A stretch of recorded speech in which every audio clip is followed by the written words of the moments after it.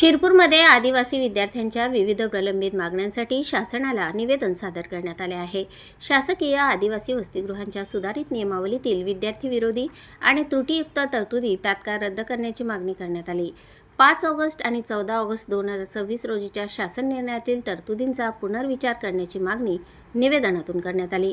विद्यार्थ्यांच्या शिक्षण, सुरक्षितता, अभिव्यक्ती आणि संघटन स्वातंत्र्यावर अनावश्यक निर्बंध लादू नयेत अशी भूमिका मांडण्यात आली। मुलींच्या वसतिगृहांमध्ये सीसीटीव्ही, महिला सुरक्षा कर्मचारी आणि स्वतंत्र तक्रार निवारण यंत्रणा उभारण्याची मागणी करण्यात आली। वसतिगृहांमध्ये विद्यार्थ्यांना सुरक्षित आणि शैक्षणिक वातावरण मिळावे यासाठी ठोस उपाययोजना करण्याची मागणी आहे। आश्रमशाळा किंवा वसतिगृहात विद्यार्थ्यांचा दुर्दैवी मृत्यू झाल्यास कुटुंबियांना किमान 1 कोटी रुपयांची मदत द्यावी अशी मागणी करण्यात आली।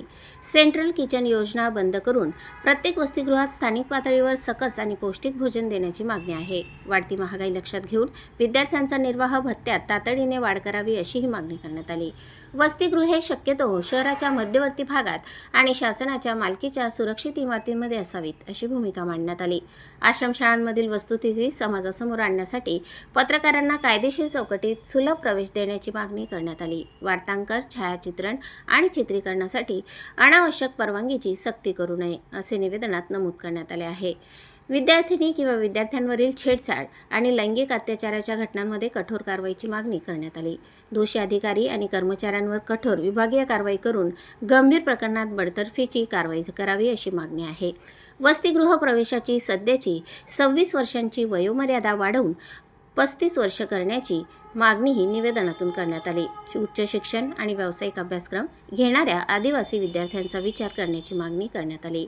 यासोबतच आदिवासी विकास विभागाचे मंत्री अशोक उईके यांच्या राजीनाम्याची मागणीही निवेदनातून करण्यात आली आहे। या मागण्यांसाठी राज्यातील विविध भागात आदिवासी विद्यार्थ्यांचे आंदोलन सुरू असल्याचे निवेदनात नमूद करण्यात आले आहे। शासनाने या मागण्यांकडे तातडीने लक्ष देऊन सकारात्मक निर्णय घ्यावा अशी मागणी करण्यात आली। अन्यथा लोकशाही आणि संविधानिक मार्गाने व्यापक आंदोलन छेडण्याचा इशारा देण्यात आला आहे। बिरसा आर्मी आणि आदिवासी टायगर सेनेच्या वतीने हे निवेदन सादर करण्यात आले। मुख्यमंत्री, मुख्य सचिव आणि आदिवासी विकास विभागाच्या सचिवांना तहसीलदारांपर्यंत निवेदन देण्यात आले।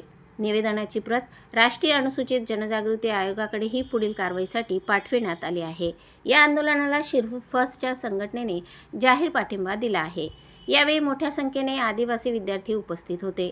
मनोज पावरा, विलास पावरा, जितेंद्र पावरा यांच्यासह अनेक पदाधिकारी आणि विद्यार्थी यावेळी उपस्थित होते। विद्यार्थ्यांच्या मूलभूत हक्कांसाठी शासनाने ठोस निर्णय घ्यावा अशी मागणी आंदोलकांनी केली। वसतिगृहातील सुरक्षितता, शिक्षण आणि गुणवत्तापूर्ण सुविधा हा या विद्यार्थ्यांचा अधिकार असल्याचे आंदोलकांनी स्पष्ट केले। मागण्या मान्य न झाल्यास आंदोलन अधिक तीव्र करण्याचा इशारा देण्यात आला आहे। आता शासन या मागण्यांवर कोणती भूमिका घेते याकडे आदिवासी विद्यार्थी आणि समाजाचे लक्ष लागले आहे। प्रतिनिधी साहेबराव पवारासह स्वराज्य न्यूज, शिरपूर। की जो काही राज्य शासनाच्या आदिवासी विकास विभागाने जो शासन निर्णय काढला, त्या शासन निर्णयामध्ये हॉस्टेलमध्ये जे काही विद्यार्थी शिक्षण घेत आहे त्या विद्यार्थ्यांवर अन्यायकारक तो शासन निर्णय आहे।